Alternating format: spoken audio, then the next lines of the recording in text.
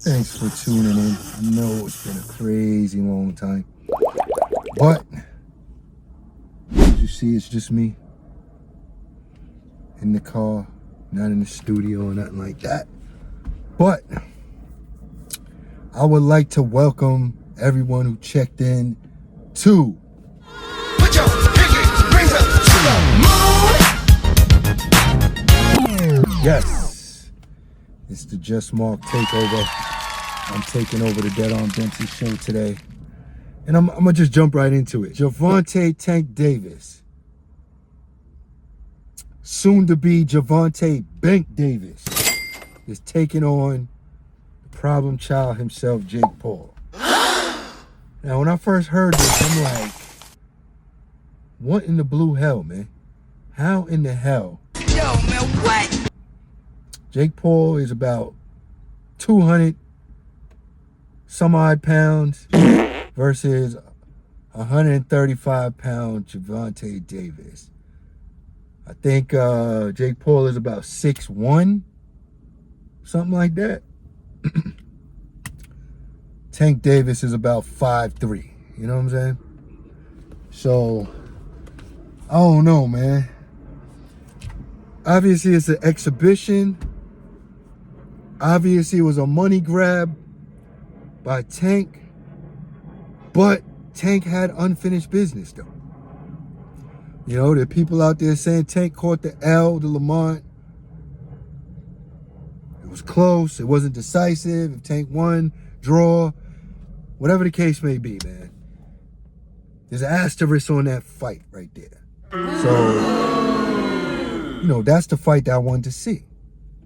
You know, was it going to be like a Roy Jones versus Tarver situation where, yeah, the first fight was close, controversial decision, and then Lamont Roach mess around and come back and, you know, he's seen what he had to see in that first fight, and now he comes back and shocks the world and knocks Tank out or something crazy like that.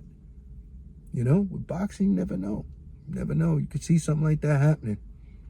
But instead of, you know, taking on the guy who, you know, he didn't KO or have that decisive win against. Some people think he may have lost that fight.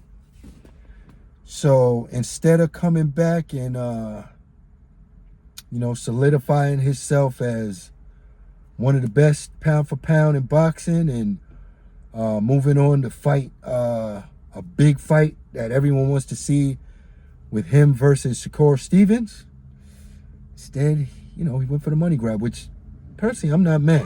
I'm not mad at Tank for going in there and, you know, grabbing this money. Either way, whatever happens, he ain't gonna take a loss. But if somehow Jake, who is the bigger man, even though he's way bigger man, somehow, some way gets lucky and connects on the much smaller man, even though I doubt that will ever happen, but you just never know. You just never know, but you just never know. Tank might, you know, get some braid grease in his eyes or something again and can't see, and Jake Paul just comes over with that big overhand right, and next thing you know, Tank Davis is, you know, looking like, come back here, you rat. with the Bambi legs or something. Who knows, you know? It can happen. You just never, ever know in boxing. You know, you just might have an off night. You might not be focused.